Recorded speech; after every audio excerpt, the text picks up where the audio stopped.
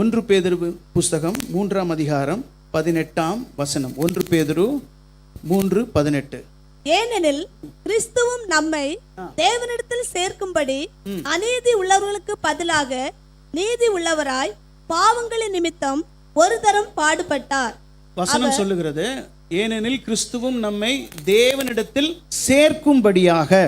கிறிஸ்து நீதி உள்ளவராக, நான் அநீதி உள்ளவனாக இருக்கும் பொழுது எனக்கு பதிலாக அவர் பாவங்களின் நிமித்தம், என் பாவங்களின் நிமித்தம் ஒரு தரம் பாடுபட்டார். அவருடைய நோக்கம் என்ன அப்படின்னால், என்னை தேவனிடத்தில் பிதாவினிடத்தில் கிட்டி சேர பண்ணுவதற்காக. To take me closer to the father. Hallelujah, hallelujah. நாம கிறிஸ்துவின் பாடு மரணத்தை இன்றைக்கு நினைவு கூறுகிறோம். ஆனால் திருச்சபையின் வழக்கம் என்னவென்றால், அனுதினமும் தன் சிலுவையை சுமந்து கொண்டு போகிறவன் தன் குருவாகிய இயேசு சிலுவையை சுமந்ததை தியானிக்கிறவனாய் இருக்க வேண்டும். ஆமென், ஆமென். அப்போ இயேசு சிலுவையிலே அவர் எனக்காக மரித்தார். எதற்காக மரித்தார்? என்னை பிதாவினிடத்தில் சேர்க்கும்படியாக அவர் மரித்தார். அவர் நீதி உள்ளவர் தான், அவரிடத்திலே ஒன்றும் குறைவில்லை, அவரிடத்திலே பாவம் இல்லை. என் பாவத்தின் நிமித்தமாக அவர் நீதி உள்ளவர், அவர் பாடுபட்டார் என்று வாசிக்கிறோம். ஹல்லேலூயா. இந்த வசனம் முடியும் போது சொல்லி இருக்கிறது, பாவங்களிலும் ஒரு தரம் பாடுபட்டார், அவர் மாம்சத்திலே கொலையுண்டு ஆவியிலே உயிர்ப்பிக்கப்பட்டாராம். பாவங்கள் அற்றவர், பாவம் அற்றவர் நமக்காக மரித்ததினாலே, பரிசுத்தமாய் மரித்ததினாலே. ஹல்லேலூயா, ஹல்லேலூயா. மரணம் அவரை தக்க வைத்துக் கொள்ளாமல் பிதாவின் வலிமையினாலே அவர் 3ஆம் நாள் உயிரோடு எழுந்தார். ஹல்லேலூயா. இப்போ நீதி உள்ளவர் அநீதி உள்ளவர்களுக்காக பலியானார். இந்த செய்தியின் தலைப்பு, பதிலாக பலியானார். 1 யோவான் 2:2 சொல்லியிருக்கு, நம்முடைய பாவங்களை நிவர்த்தி செய்கிற கிருபாதார பலி அவரே. நம்முடைய பாவங்களை மாத்திரமல்ல, சர்வ லோகத்தின் பாவங்களையும் நிவர்த்தி செய்கிற பலியாய் இருக்கிறார். ஆமென். சர்வலோகத்தின் பாவங்கள், இனியும் பிறந்து கர்த்தருடைய வருகை தாமதித்தால் வளரப்போகிற ஒரு மனுஷனுடைய பாவங்களுக்காகவும் அன்றைக்கே அவர் மரித்து இருக்கிறார். அவன் அதை ஏற்றுக்கொள்ளும் போது, இயேசுவை ஏற்றுக்கொள்ளும் பொழுது அவன் மேல் அது பலிக்கிறதா இருக்கிறது. ஆமென், ஹல்லேலூயா. இப்பொழுது ஒரு 3 வசனங்களை நாம் வாசிக்க போகிறோம் ஒவ்வொன்றாக. ரோமர் 5ஆம் அதிகாரத்திலே அவர் எந்தெந்த இடத்துல எனக்கு பதிலாக அவர் பலியானார் வேகமாக பார்க்க போகிறோம். ரோமர் 5ஆம் அதிகாரம் 6ஆம் வசனத்திலே நாம் வாசிக்கிறோம், அன்றியும் நாம் பலனற்றவர்களாய் இருக்கும் போதே குறித்த காலத்தில் கிறிஸ்து அக்கிரமக்காரருக்காக மரித்தார். இங்கே 2 காரியங்கள் கொடுக்கப்பட்டிருக்கு. அன்றியும் நாம் பலனற்றவர்களாய் இருக்கும்போது அக்கிரமக்காரருக்காக அவர் மரித்தார். எப்போ மரித்தாரா? குறித்த காலத்தில், அப்பாயிண்டட் டைம். பலனற்றவர்களாக நாம் இருக்கிறோம். நம்ம கேட்டால் சொல்லுவோம், ஆமாம் பலனே இல்லை அப்படிம்போம். சரீர பலன் இல்லை, ஆத்ம பலனே இல்லை நமக்கு, அப்படித்தானே? சரீர பலத்தை குறித்து இங்கே எழுதப்படவில்லை, ஆத்ம பலனை குறித்து எழுதப்பட்டிருக்கு. யாரையும் பகைக்க கூடாது, யாரோடையும் சண்டை போடக்கூடாது. வேதம் சொல்லுகிறது, கோபம் வந்தாலும் பாவம் அது முடியவே முடியாதுயா, எனக்கு பலனே கிடையாதுயா. கோபம் வந்தால் 4 திட்டாதான். அல்லேலூயா. உன் சகோதரனை பார்த்து மூடனேன்னு சொல்லுகிறவன் எரி நரகத்துக்கு எத்தனை தடவை சொல்லியிருப்போம்? நம்ம எத்தனை தடவை வாய்க்கு வந்தபடி சொல்லியிருப்போம், வழக்கமாகவே சொல்லியிருப்போம். அப்போ அவ்வளவு பலனற்றவர்களாக இருந்தோம் அல்லவா? இயேசு சொன்னார், உன் பலனற்ற சூழ்நிலையில் நானும் வாழ்ந்திருக்கிறேன். ஹல்லேலூயா, ஹல்லேலூயா. அவர் பேதுரு, யாக்கோபு, யோவானை அழைத்து கொண்டு போய் தனித்து போய் வியாகுலப்படுகிறார், வேதனைப்படுகிறார். யோவான் 12ஆம் அதிகாரத்தில் நாம் வாசிக்கிறோம், என் ஆத்மா கலங்குகிறது, இந்த வேளை என்னை விட்டு விலகி போனால் நலமாக இருக்கும், ஆனால் இதற்காகவே நான் வானத்திலிருந்து இறங்கி வந்தேன். ஹல்லேலூயா. பிதாவே, எனக்கு ஒரு சரீரத்தை ஆயத்தம் பண்ணும், உடைய சித்தத்தை செய்ய வருகிறேன் என்று சொல்லி நான் கமிட் பண்ணிட்டேன். நான் என்னால் விலக முடியாது, ஆனால் என் ஆத்மா கலங்குகிறது, நான் பலவனற்றவனாக இருக்கிறேன். லூக்கா சுவிசேஷம் 22ஆம் அதிகாரம் 42-43 சொல்லியிருக்கு, இந்த பாத்திரம் என்னை விட்டு விலகட்டும், முடிஞ்சா விலக்கும், ஆயினும் என் சித்தம் அல்ல, ஏன்னா நான் கமிட் பண்ணிட்டேன். எபிரேயர் 7ஆம் அதிகாரத்தில் சொல்லப்பட்டிருக்கு, அவர் ஆணையினாலே ஆசாரியராக்கப்பட்டார், ஆணையினாலே அவர் பலியானார், பிணையானார். ஹல்லேலூயா. ஆணையிட்டுட்டேன், மனம் மாறாமல் இருப்பேன்னு சொல்லிட்டேன், ஆனாலும் எனக்கு வேதனையா இருக்கு. ஏன்? இவர்கள் பலனற்றவர்கள் மாத்திரமல்ல, இவர்கள் அக்கிரமக்காரர்களாய் இருக்கிறார்கள். 3 வருஷம் என்னோட கூட இருந்து சீஷர்களாய் இருந்து நான் செய்த எல்லா அற்புதங்களையும் பார்த்து என்னுடைய வல்லமைகளை பார்த்து நானும் பிதாவும் ஒன்றாய் இருக்கிறதை கண்டவர்கள் என்னை தனியே விட்டு ஓடிட்டாங்களே, துண்டை காணும் துணியை காணும் ஓடிட்டாங்களே. அக்கிரமக்காரர்கள், ஒழுங்கினர்களா இருக்கிறார்களே. என்னிடத்தில் அப்பம் புசித்தவர்களும் என்னிடத்தில் அற்புதங்களை பெற்றவர்களும் என்னாலே நோய்கள் சுகமாக்கப்பட்டவர்களும் இவனை சிலுவையில் அறை என்று சொல்ல போகிறார்களே, அக்கிரமக்காரர்களா இருக்கிறார்களே. இவர்களுக்காக நான் மரிக்கணுமா? இவர்களுக்காக நான் மரிக்கணுமா? என் கூடவே இருந்து எனக்கு அட்வைஸ் எல்லாம் பண்ணுவேன், சேவல் கூறதுக்கு முன்னாடி 3 தடவை என்னை மறுதளிச்சுடுவானே, இவனுக்காக நான் மரிக்கணுமா? இந்த பாத்திரத்தை முடிஞ்சா எடுத்து போடு. ஆனாலும் அப்பா, இவர்களெல்லாம் காட்டிலும் உம்முடைய சித்தம் எனக்கு விருப்பம். அல்லேலூயா, அல்லேலூயா. இதை ஜெபிக்கும் பொழுது வானத்திலிருந்து பிதா ஒரு தூதனை அனுப்புகிறார். அல்லேலூயா, அல்லேலூயா. தூதனை அனுப்பி அவரை பலப்படுத்துகிறார். அல்லேலூயா. யாரை பலப்படுத்துவார்? பலவீனமாக இருக்கிறவர்களை தான் பலப்படுத்துவார். இயேசு நம்முடைய பலவீனத்தை ஏற்றவராக. நம்ம பெற்றவங்களுக்காகவும் செய்ய மாட்டோம், கூட பிறந்தவங்களுக்காகவும் செய்ய மாட்டோம், புருஷனுக்காகவும் செய்ய மாட்டோம், மனைவிக்காகவும் செய்ய மாட்டோம். நாம் நம்ம சுயத்திலே நிற்போம் இல்லையா? அந்த சுயத்தை அவர் வெளிப்படுத்தினார். அல்லேலூயா. அவர் நம் கண்ணாடியாக நம்மை பிரதிபலிக்கிறவராக அந்த இடத்திலே அவர் இருந்தார். அவர் என்னை போல மாறினார். ஆமென். அல்லேலூயா. அக்கிரமக்காரர்கள் யார்? எபேசியர் 2ஆம் அதிகாரம் 1-3 வசனத்தை வாசியுங்கள். அக்கிரமங்களாலும் பாவங்களினாலும் மரித்தவர்களாயிருந்த உங்களை உயிர்ப்பித்தார். அவைகளிலே நீங்கள் முற்காலத்திலே இவ்வுலக வழக்கத்திற்கு ஏற்றபடியாகவும் கீழ்ப்படியாமையின் பிள்ளைகளிடத்தில் இப்பொழுது கிரியை செய்கிற ஆகாயத்து அதிகார பிரபுவாகிய ஆவிக்கேற்றபடியாகவும் நடந்து கொண்டீர்கள். அவர்களுக்குள்ளே நாம் எல்லாரும் முற்காலத்திலே, எப்பொழுது? ரட்சிக்கப்படுவதற்கு முன்பாக, முற்காலத்திலே நமது மாம்ச இச்சையின்படியே நடந்து நமது மாம்சமும் மனசும் விரும்பினவைகளை செய்து சுபாவத்தினாலே மற்றவர்களைப் போல கோபாக்கினீர்கள். இப்போ நான் ஒரு கேள்வி உங்கள்கிட்ட கேட்குறேன், வேகமாக பதில் சொல்லுங்க. முற்காலத்திலே மாம்சமும் மனசும் விரும்பினபடியெல்லாம் செய்தோம். இப்போ எப்படி இருக்கும்?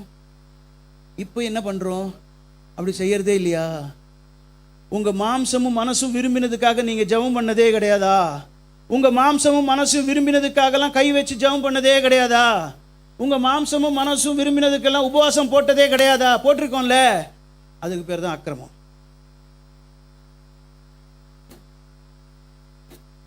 இயேசு இந்த பூமிக்கு வந்ததிலே அவர் சொன்ன ஒரே ஒரு காரியம், என் சித்தத்தின் படி அல்ல, என் சுயத்தின் படி அல்ல, நான் விரும்புகிற பிரகாரம் அல்ல, என்னை அனுப்பினவர், என்னை அனுப்பினவர், என் பிதா, என் பிதா, என் பிதா. This is the example life for the search. திருச்சபை எப்படி வாழ வேண்டும் என்பதற்கு உதாரணமாய் அவர் கற்றுக் கொடுத்தது. ஆனால் நாம் என்ன பண்ணுகிறோம்? ரட்சிக்கப்பட்டதுக்கு முன்னாடியும் அப்படி தான் இருக்கும், ரட்சிக்கப்பட்ட பிறகு அப்படி இருக்கும். ஆனால் பேருக்கு இயேசுவின் பேரை சேர்த்துக்கிறோம். நம்ம இயேசு பேரை சேர்த்தா பரலோகத்தை ஏமாற்ற முடியாது, இயேசுவையும் ஏமாற்ற முடியாது. நம்மை நாம் ஏமாற்றிக் கொள்ளலாம், நம்மை நாம் திருப்திப்படுத்திக் கொள்ளலாம். ஆனால் அது கர்த்தரிடத்திலே வருவதாக இருக்காது. அன்பானவர்களே, உங்கள் மனசும் மாம்சமும் ஏன் அப்படி சொல்லி இருக்கு தெரியுமா? இந்த மனசு, மாம்சமும் மனசும் விரும்பினவைகள் ஏன் அப்படி சொல்லி இருக்குன்னா, இந்த மனசு மாம்சத்தின் ஊடாக இந்த உலகத்தின் கவர்ச்சிகளை பார்த்து ஈர்க்கப்பட்டு மனசிலே தீர்மானித்து மனசிலே ஆசையை வளர்த்து கொண்டு மனசிலே அதை உறுதிப்படுத்தி கொண்டு அதை வைத்து கர்த்தரையே போட்டு உலுக்கி எடுக்கிறோம் தெரியுமா? கர்த்தர் சொல்றார், அக்கிரமக்காரர்களே, ஏன் என்னை இப்படி தொந்தரவு பண்றீங்க? அல்லேலூயா. பிள்ளைகளே, அக்கிரமக்காரர்களே, அக்கிரமக்காரருக்காக மரித்தாராம். ஆமென். அல்லேலூயா. பலனற்றவராய் இருந்தார், நாம் பலனற்றவர்களாய் இருந்தோம். தேவனுடைய சித்தம் செய்யும் பலன் அற்றவர்களாய் இருந்ததுனாலே நாம் அக்கிரமக்காரர்களாக மாறினோம். நம்முடைய சொந்த விருப்பங்களுக்காகவே நாம் வாழ்கிறபடினாலே, சுயநலவாதிகளாக இருக்கிறபடினாலே அக்கிரமக்காரர்களாக இருந்தோம்.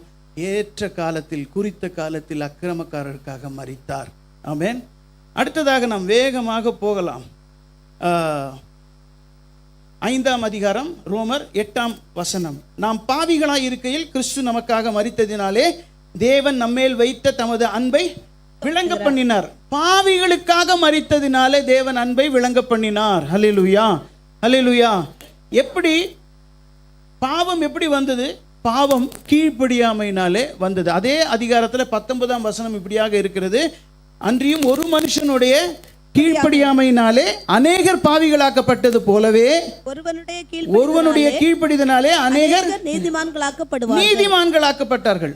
பாருங்க, நம்மிடத்துல நீதியே கிடையாது. எது நீதி?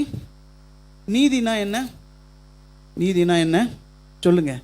நாமெல்லாம் நீதிமான்கள் தானே. நீதினா என்ன சொல்லுங்களேன். இது ஒரு பாடமாக தான் இருக்கும், கற்றுக்கொள்ளலாம். நீதினா என்ன? கர்த்தர் செய்கிறது எதுவோ அதுதான் நீதி. அல்லேலூயா.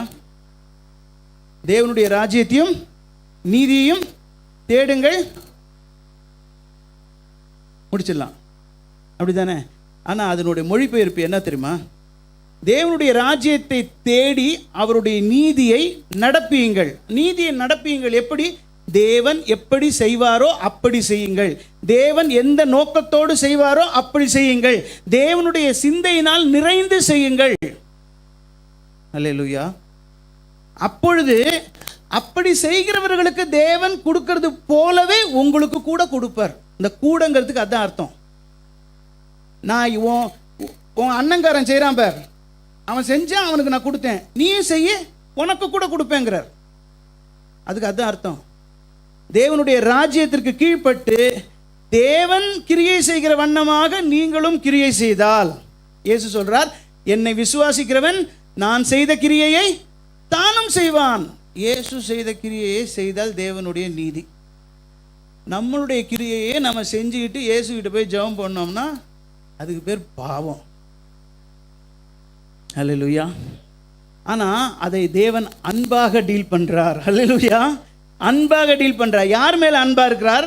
நம்மேல் அன்பு வைத்து இயேசுவை பாவமாக்கினாராம். அல்லேலூயா. 2 கொரிந்தியர் 5:21 வாசிக்கிறோம்.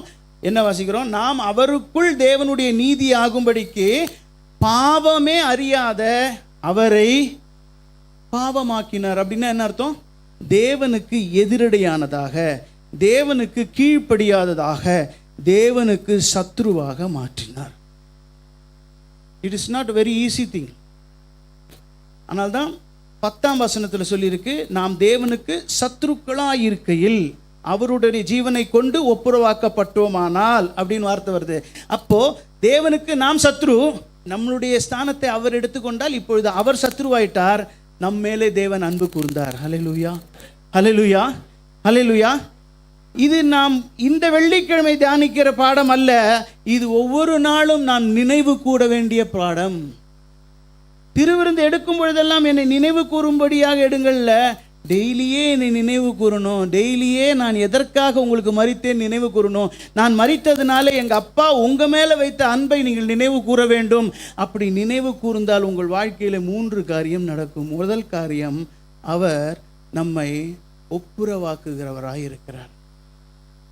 நம் பேதுருவிலே எழுதின வசனத்தை வாசிக்கிறோம். அன்றியும் நம்மை தேவனிடத்தில் சேர்க்கும்படியாக, கிட்டி சேர்க்கும்படி, to get closer to God, hallelujah, to get closer to the Father. அவருடைய மாம்ச திரையின் வழியாக ஒரு புதிய மார்க்கத்தை ஏற்படுத்தினார். அதன் வழியாக நாம் மகா பரிசுத்த ஸ்தலத்துக்குள்ள போக போகிறோம். எல்லாரும் போகலாம். எப்போ போகலாம்? எப்போ வேணாலும் போகலாம், எப்போ வேணுமோ போகலாம். எபிரேயர் 4:16 சொல்லியிருக்கு, சமயத்துக்கேற்ற சகாயத்தை பெற்றுக்கொள்ளும்படியாக கிருபாசன தண்டையிலே கிட்டி சேர கடவும். எப்போ போகலாம்? எப்போ வேணாலும் போகலாம். ஹல்லேலூயா, ஹல்லேலூயா.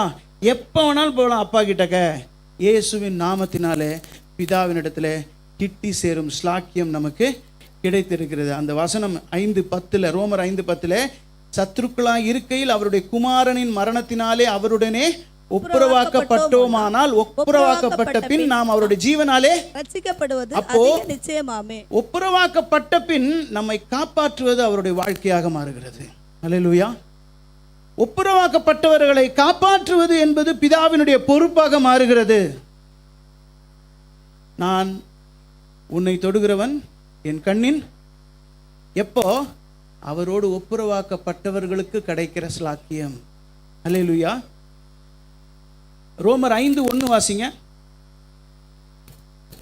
இவ்விதமாக நாம் விசுவாசத்தினாலே நீதிமான்களாக்கப்பட்டிருக்கிறபடியால் நம்முடைய கர்த்தராகிய இயேசு கிறிஸ்து மூலமாய் தேவனிடத்தில் சமாதானம் பெற்றிருக்கிறோம். ஹல்லேலூயா. தேவனிடத்திலே சமாதானம், ஒப்புரவாகுதல் என்ன கொடுக்கிறது? சமாதானத்தை நமக்கு கொடுக்கிறது. இன்னைக்கு நாம் திருச்சபையில் நம்ம கேட்டோம், ஆனால் எல்லாரும் சமாதானமாக இருக்கீங்களா? எல்லாரும் நிம்மதியாக இருக்கீங்களா?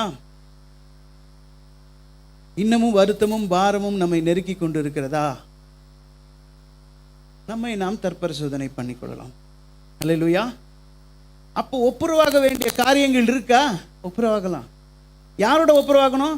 பிதாவோட ஒப்புரவாகணுமா? பிதா சொல்வார், என்கிட்ட ஒப்புரவாகிறதுக்கு முன்னாடி உன் வீட்டில் யாரோடலாம் ஒப்புரவாகணுமோ ஒப்புரவாயிட்டு வா. காணிக்க போடுறதுக்கு முன்னாடி ஒப்புரவாயிட்டு வா. ஏன்? மார்க் 11:25 சொல்லுறது, நீ ஜெபம் பண்ணுறதுக்கு முன்னாடியே போய் ஒப்புரவாயிட்டு வாங்குது. கண்ணை மூடி ஜெபம் பண்ணால் கூரைக்கு மேலே போகாது. ஏன்? ஒப்புரவாகலை. சகோதரனோட, மாமியாரோட, இனத்தாரோட, பங்காளிகளோட, பக்கத்தில் இருக்கிற வீட்டோட, வேலையில் இருக்கிறவர்களோட, அந்நியர்களோட ஒப்புரவாகாதபடிக்கு கர்த்தருடைய பாதத்திற்கு போனால் கர்த்தரோடையும் ஒப்புரவாக முடியாது. அவருடைய குமாரனுடைய மரணம்னு ஒன்று இருந்தாலுமே அது நம்ம மேலே பலிக்கணுமானா அவர் ஒப்புரவாக்கினார்ல. முதல்ல டெய்லி ஒப்புரவாக வேண்டியிருக்கு. டெய்லி ஒப்புரவாகிற அளவுக்கு நம்ம நடக்காமல் இருந்தால் ஒப்புரவாக வேண்டாம்.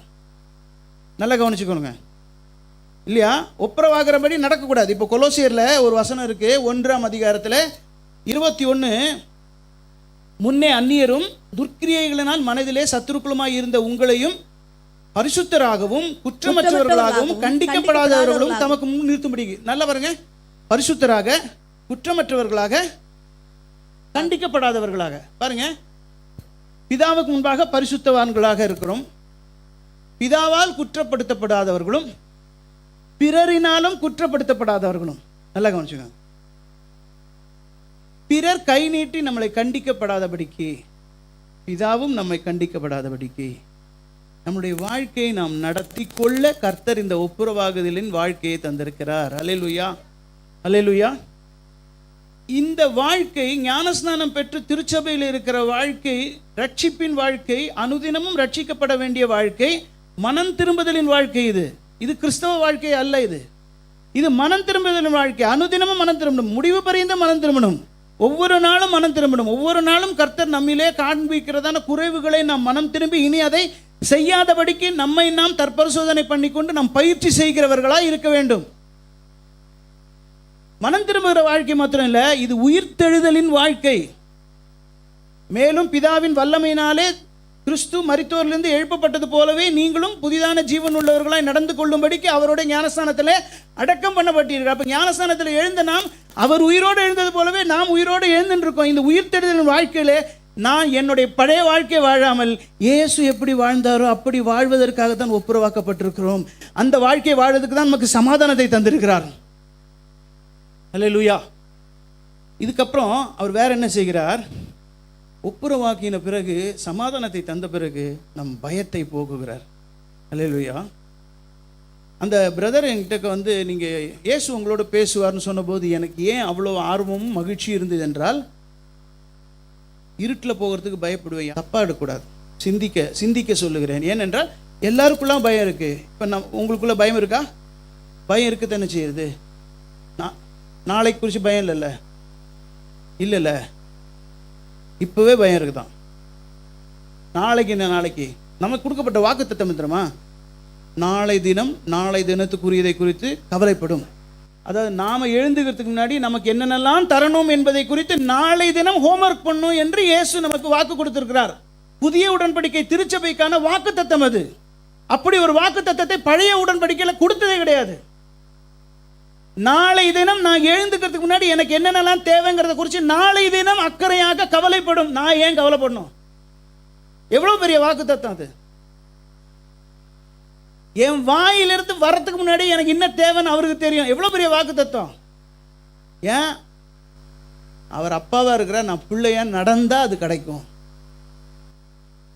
அப்போ அதுக்கு அவர் என்ன செய்யறாருன்னா, பயத்தை நம்மிடத்திலே எடுத்து போடுகிறாராம். எபிரேயர் 2ஆம் அதிகாரத்தில் 15ஆம் வசனம், ஜீவ காலம் எல்லாம் மரண பயத்தாலே அடிமைத்தனத்திற்கு உள்ளானவர்கள் யாவரையும் விடுதலை பண்ணும்படிக்கு அப்படியானார். சிலுவையில் ஏன் மரித்தார் என்றால், இந்த மரண பயத்தை நம்மிடத்திலே எடுத்து போடுவதற்கு அதை டெமான்ஸ்ட்ரேட் பண்ணி காட்டுறார். டெமான்ஸ்ட்ரேஷன்ல என்ன காட்டுறார்? அப்பா இதோ என் ஜீவனை கொடுக்கிறேன் என்று சொல்லி அவர் ஜீவனை விட்டார். ஜீவனை அவர் விட்டார், ஜீவன் பிரியல. நல்லா கவனிங்க, ஜீவனை அவர் விட்டார். யோவான் 10ஆம் அதிகாரத்தில் அவர் இப்படியாக சொல்லுகிறார், என் ஜீவனை மீண்டும் அடைந்து கொள்ளும்படிக்கு நான் அதை கொடுக்கிறபடினாலே பிதா என்னில் அன்பா இருக்கிறார். இயேசு என்ன சொல்றார்? என் ஜீவனை மீண்டும் அடைந்து கொள்ளும்படிக்கு நான் கொடுக்கிறேன். நம்ம பல தடவை சொல்றோம்ல, கொடு, அப்பொழுது காணிக்கை இல்லை, உயிரை கொடுத்தா உயிரை கொடுப்பார். அல்லேலூயா. ஏன் இது இயேசுவுக்கு மாத்திரம் கிடையாது அன்பானவர்களே.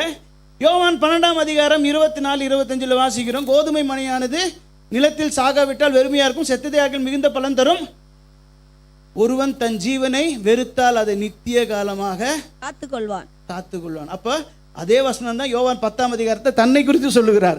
நான் அடைந்து கொள்ளும்படிக்கு கொடுக்கிறபடினால் நீயும் இந்த உலகத்திலே உன் ஜீவனை கொடுத்தால் அது நித்தியமாய் பெற்றுக்கொள்வார். இயேசுக்கு என்னவோ அதுதான் நமக்கும். இயேசுக்கு என்னவோ அதுதான் நமக்கும். மணவாளனுக்கு எதுவோ அதுதான் மணவாட்டிக்கும். மணவாளனுக்கு எதுவோ அதோட குறைச்சல் மணவாட்டி கிடையாது.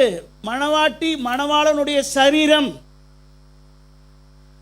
தலைக்கு என்னவோ அதுதான் சரீரம் வரைக்கும் எல்லாத்துக்கும்.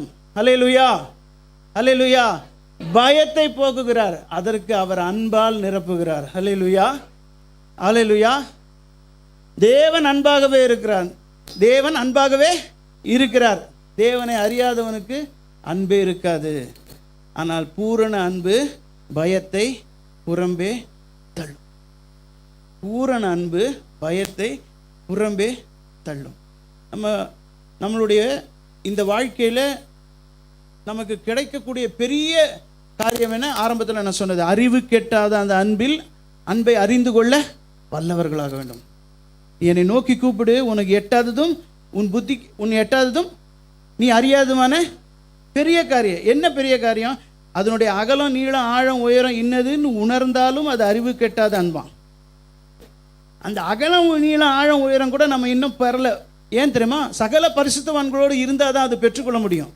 அந்த பரிசுத்தவான்கள் சபையிலும் இருப்பாங்க, குடும்பத்திலும் இருப்பாங்க, வேலை செய்கிற இடத்துல இருப்பாங்க, ரோட்டில் போகும்போது இருப்பாங்க, என்ன வேணாலும் பண்ணுவாங்க. என்னென்ன பண்ணாலுமே அதிலிருந்து கிறிஸ்துவின் அன்பு நம்ம இடத்துலேருந்து பெருக பெருக பெருக தான் இது அகலம், இது நீளம், இது ஆழம், இது உயரம் என்று நாம் உணர்ந்து கொள்ள முடியும். அன்பு உணர்ச்சி வயப்படுத்தவே படுத்தாது. அன்பு அழ வைக்கவே வைக்காது. ஆனால் அன்பு கண்டித்து கற்றுக் கொடுத்து நம்மை உணர்த்தி நம்மை முதிர்ச்சி அடைய செய்யும். அப்படி முதிர்ச்சி அடையும் போது அது என்ன ஆகுது? தேவனுடைய சகல பரிபூர்ணத்தினாலும் நம்மை நிறைந்து கிறிஸ்துவை போலவே நம்மளை மாற்றுகிறது. அல்லேலூயா, அல்லேலூயா. அப்போ ஒப்புரவாக்குகிறார், பயத்தை நீக்குகிறார், கடைசியாக குணமாக்குகிறார். அல்லேலூயா, குணமாக்குகிறார். எங்க குணமாக்குகிறார்? 1 பேதுரு 2:24, ஏசாயா புஸ்தகத்தின் 53 நாம் எடுத்துக்கொள்ளலாம். யாராவது சங்கீதம் 107 எடுத்துக்கொள்ளுங்க. 1 பேதுரு 2:24 என்ன எழுதியிருக்கு? நாம் பாவங்களுக்கு செத்து நீதிக்கு பிழைத்திருக்கும்படி அவர்தாமே தமது சரீரத்திலே நம்முடைய பாவங்களை சிலுவையின் மேல் சுமந்தார், அவருடைய தழும்புகளால் குணமானீர்கள். ஆனா நம்ம எவ்வளவு தப்பு பண்றோம் தெரியுமா? வேதம் வசனம், அந்த வார்த்தையிலே ஜீவன் இருக்கு. அந்த வார்த்தை இருபுறமும் கருக்குள்ள, எந்த பட்டயத்திலும் கருக்குள்ளதா இருக்கிறது. அந்த வார்த்தையை மாத்திர அதிகாரம் நமக்கு கிடையாது. அவருடைய தழும்புகளால் நாம் சுகமாகிறது கிடையாது. ஏசாயா 53:5 அவருடைய தழும்புகளால் குணம் ஆகிறீர்கள், நிகழ்காலம். இங்கு குணம் ஆனீர்கள், கடந்த காலம். அந்த 5ஆம் அதிகாரத்தில் நம்முடைய மீறுதல்களுக்காக காயப்பட்டு, நம்முடைய அக்கிரமங்களுக்காக மீண்டும் அக்கிரமங்களுக்காக அடிக்கப்பட்டு நமக்கு சமாதானம் உண்டு பண்ணும் ஆகினை அவர் மேல் வந்தது. இதெல்லாம் நினச்சி பார்த்து, இந்த ஆக்கினையெல்லாம் வந்த அவர் மேலே இருக்கிற தழும்புகளை நீ பார்க்கும் பொழுது திருந்தணும். அல்லேலூயா, சுகமடையணும், இல்லை திருந்தணும். 107ஆம் சங்கீதம்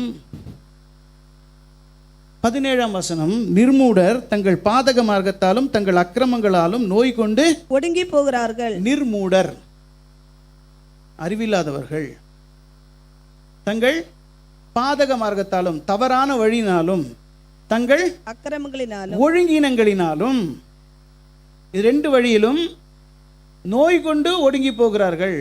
கடந்த 2-3 நாட்கள் ஞாயிற்றுக்கிழமையிலேருந்து புதன்கிழமை வரைக்கும் வேலூரில் ஊழியங்கள் இருந்தபோது அங்கே ஒருவருக்கு ஒரு காரியம் சொன்னார். யாரோ ஒருத்தருக்கு கேன்சர் வந்ததுன்னு. இது சின்ன வயசில் வந்துருச்சு. சின்ன வயசில் எப்படி வரும்னா ஃபுட் ஹேபிட் சரியில்லைன்னார். எப்படி இல்லை? ஃபுட் ஹேபிட் சரியில்லை. நம்ம எல்லாருக்கும் தெரியும். வெள்ளூரே அப்படின்னா சென்னை இன்னும் பயங்கரமாக தான் இருக்குது. தெருவுக்கு 40 கடை இருக்குது. இங்கே உபவாசம் போட்டாலும் பிரியாணி தான், யாராவது செத்து போனாலும் பிரியாணி தான். சரியா? நீங்கள் நோய் கொண்டு ஒடுங்கி போனவர் முன்னாடி பிரியாணி வச்சு பாருங்கள், ஆத்மா அவங்கள திட்டும். அத்த வசனம் சொல்கிறது, அவருடைய ஆத்மா சகல ஆகாரத்தையும் வெறுக்கிறது. ஏன் வெறுக்குது? ஆசையாக தான் இருக்குது, திங்க முடியல, சரிக்காது, பிரச்சனை ஆகிடும். இருக்கா? இருக்குது. நம்ம எல்லாருக்கும் இருக்குது. இங்கே யாரும் பெர்ஃபெக்ட் இல்லை. உங்களுக்கு உபதேசிக்கிறோம் நானும். ஆனால் என்ன அப்படின்னா கர்த்தர் சொல்கிறார், உணரு. என்ன? அவர்கள் தங்களுடைய இக்கட்டிலே அவரை நோக்கி கூப்பிட்டார்கள், அவர் அவர்களை குணமாக்கினார். எப்படி குணமாக்கினார்? 20ஆம் வசனம், அவர் தமது வசனத்தை அனுப்பி அவர்களை குணமாக்கி அவர்களை அழிவுக்கு தப்புவிக்கிறார். எப்படி வசனத்தை அனுப்பினா எப்படி குணமாக்குவார்? கற்றுக் கொடுக்கிறார். மனதை திருந்து, இதை சாப்பிடாத, இதை செய்யாத, இந்த வழியில் போகாத, இப்படி அக்கிரமம் பண்ணாத, இதனால் இவ்வளோ விளைவு வந்திருக்குதே, நீ மனம் திரும்புறியா, இதையெல்லாம் செய்யாமல் இரு, எல்லாம் சரியாக போயிடுங்கிறார். அல்லேலூயா. என்னுடைய பர்சனல் டாக்டர் இருக்கிறாரு. அவர் ஒரு நாளைக்கு எனக்கு ஒரு காரியத்தை சஸ்பெக்ட் பண்ணி என்ன பண்ணார், துருப்பு நான் உனக்கு மாத்திரை கொடுக்குறேன், நீ போட்டுக்கோ, அது ஒன்றும் இல்லைன்னா நிறுத்தினா அது சரியாக போயிடும் அப்படிங்கிறாரு. இந்த உலகத்தின் அறிவில் இருக்கிற அந்த மாத்திரையை நிறுத்தினா சரியாக போய்டும்ட்டு உலகத்தின் டாக்டர் ஒருவனுக்கு அந்த ஒரு ஞானம் இருக்குது என்றால், கர்த்தர் தம்முடைய வசனத்தை அனுப்பி அந்த வசனத்துக்கு கீழ்ப்படிந்து நாம் மனம் திரும்பும் பொழுது அது நம்மளுடைய வியாதியை சுகமாக்கும் அல்லவா? அப்போ அந்த சுகம் எங்கே கிடைக்கிறதுனா, கீழ்ப்படிந்து குணமாகுதலிலே சுகம் கிடைக்கிறது. குணமாகாமல் சுகம் கிடைக்கவே கிடைக்காது. அதனால தான் நிறைய அற்புதம் நடக்கிறதே கிடையாது. அதுதான் இயேசு 5 அப்பம் 2 மீனை கொடுத்து அற்புதம் செய்து அடுத்த நாள் அவர் போயிட்டார். ஜனங்க திருப்பியும் அங்கே சாப்பிட்ட இடத்துக்கே போய் தேடி பார்க்குறாங்க. யோவான் 6ஆம் அதிகாரத்தில், நான் அங்கே வந்தேன், உங்களை காணும், ஆனால் உங்களை தேடி இந்த கப்பர்நகூம் உங்களை யார் அங்கே வர சொன்னது, உங்கள் ஹோட்டல் அங்கே தானே இருந்ததுன்னு கேட்குறாங்க. நான் சொல்லுவது உங்களுக்கு புரியுதா? அப்போ இயேசு சொல்கிறார், நீங்கள் அப்பம் எப்படி வந்ததுங்கிற அற்புதத்தை கண்டதுனால, அப்பத்தை தின்னதுனால தான் என்னை பின்பற்றுகிறீர்கள். நாம் இயேசுவை எப்படி பின்பற்றுவோம்? அவர்கிட்ட போனால் கிடைக்கும்னு வந்ததா? நோ.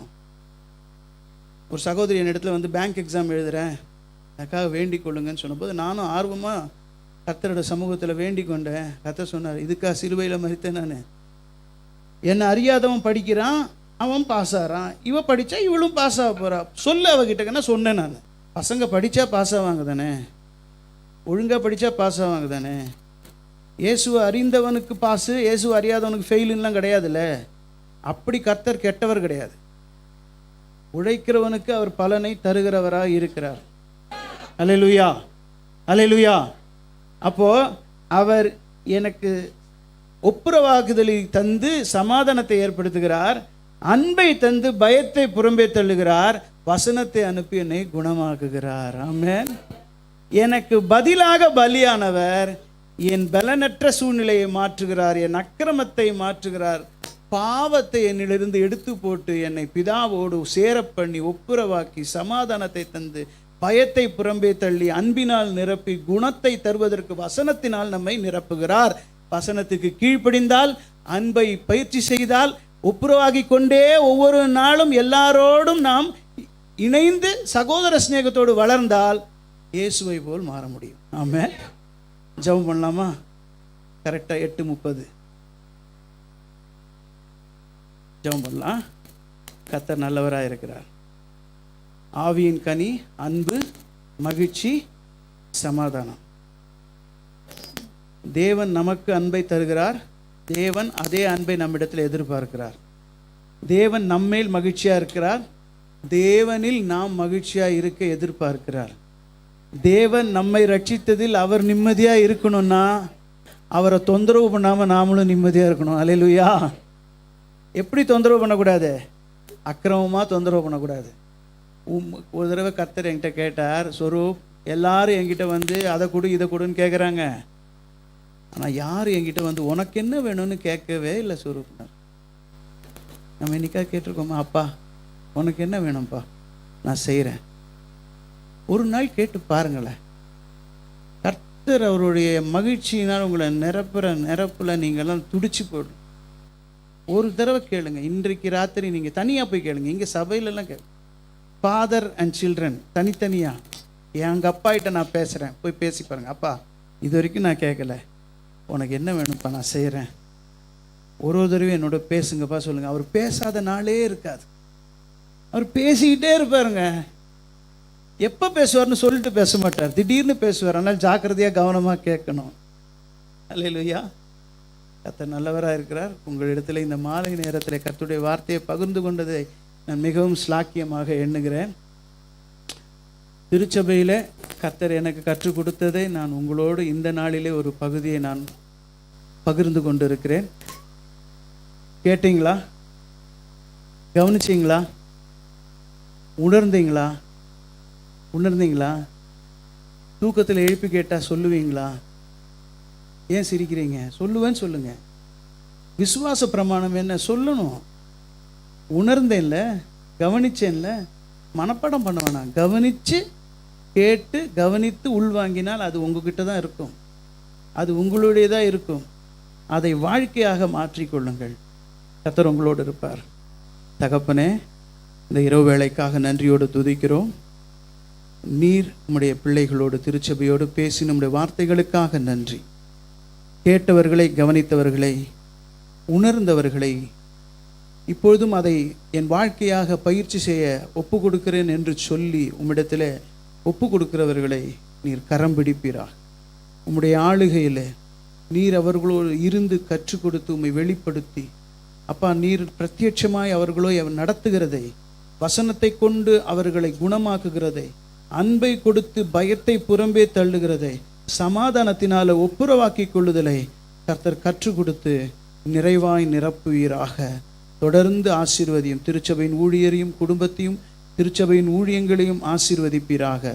இயேசுவின் நாமத்தில் பிதாவே, ஆமென். God bless you. Thank you.